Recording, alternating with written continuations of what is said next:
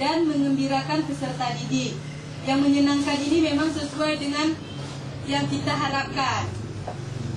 Dan yang kelima, etos kerja, yaitu prinsip kegiatan ekstrakurikuler yang membangun semangat peserta didik untuk bekerja dengan baik dan berhasil.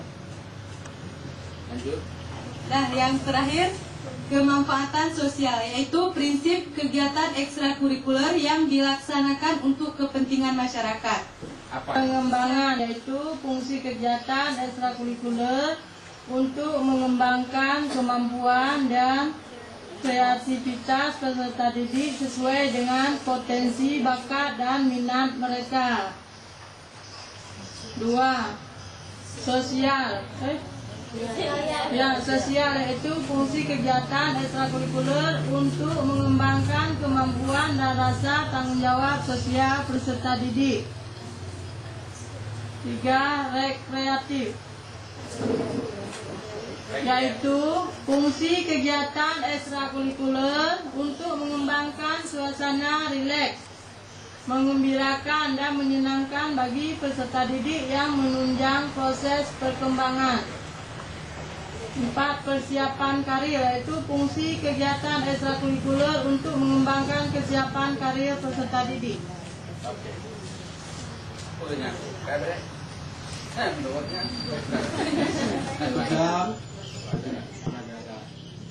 Satu, tahapan kegiatan. Pelaksanaan pembelajaran tematis setiap hari dilakukan dengan menggunakan 3 tahapan. A. Kegiatan pendahuluan atau awal pembukaan 1 jam pelajaran. Kegiatan ini dilakukan terutama untuk menciptakan suasana awal pembelajaran berupa kegiatan untuk pembahasan. Pada tahap ini dapat dilakukan pengalian terhadap pengalaman anak tentang tema yang akan disajikan. Beberapa contoh kegiatan yang dapat dilakukan adalah bercerita, kegiatan visi atau jasmani, dan menyanyi.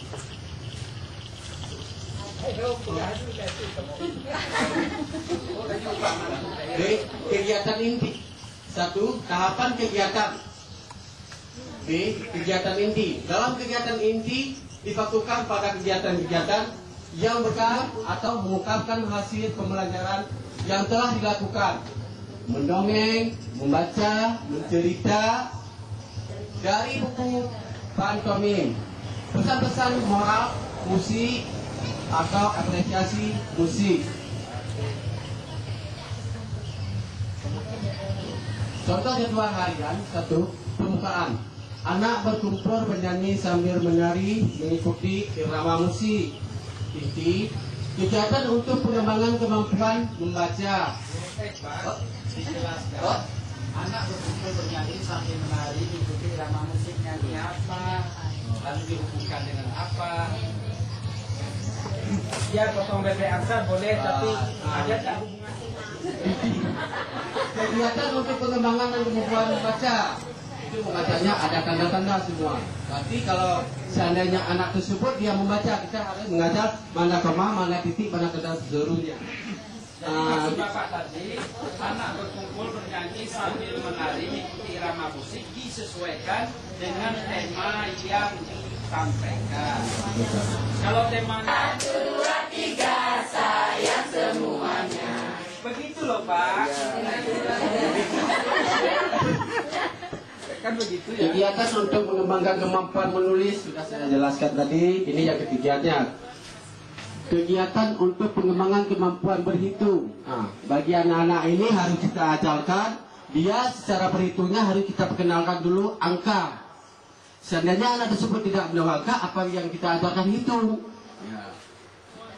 Penutup, mendongeng atau membaca. Maksud Bapak di kegiatan itu ada 3M Ya. fokus kita. Apa M pertama Pak? Membaca, menulis, berhitung. Itu begitu ya. Apapun temanya 3 3M. Penutup, mendongeng atau membaca cerita dari buku cerita. Itu harus pedoman kepada buku yang kita ceritakan. Umpamanya ada cerita dongeng. Para pelaku naskahnya siapa? Ya, gitu. Terima kasih. Assalamualaikum warahmatullahi wabarakatuh. King aja.